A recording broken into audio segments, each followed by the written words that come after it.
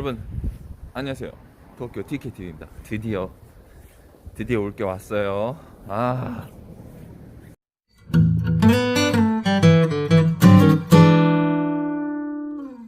여러분 어제부로 또 242명, 뭐 도쿄뿐만 아니라 전 지역이라고 하지만 또 늘어났어요. 계속 늘어납니다. 지금 뭐 어저께 또 발표가 났죠. 미치겠네. 회사 가기 진짜 싫어요.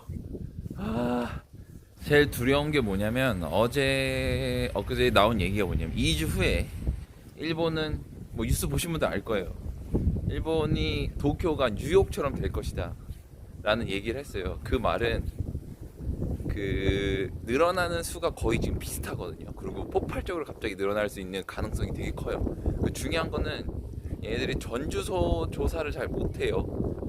그래서 감염이 돼도 어떻게 감염이 되는지 지금 모른다고 합니다. 그래서 지금 그게 가장 큰 문제예요.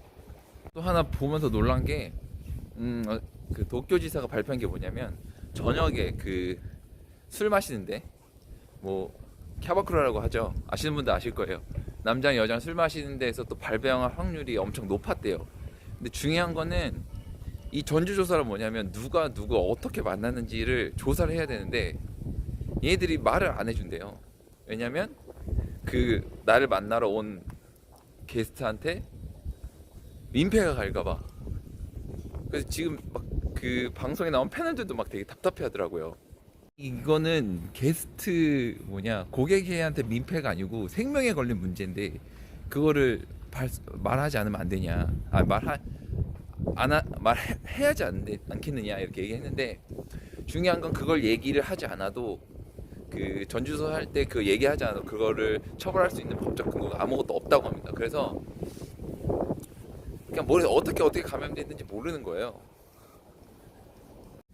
그리고 또 얘기한 게 뭐냐면, 그동안 PCR 검사를 안 했잖아요, 일본이.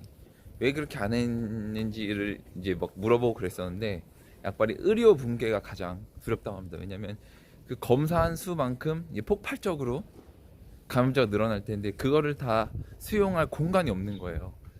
그래서 얘네들이 그 PCR 검사를 하는 걸 진짜 두려워하고 있고요. 그리고 만약에 그렇게 검사하게 되면 반드시 일본 의료 붕괴가 온다고 합니다. 제가 저번에 영상 찍었다시피 뭐 도쿄 봉쇄에 대해서 말이 많잖아요. 전문가들은 그래요. 그냥 이미 봉쇄해도 이미 늦었다.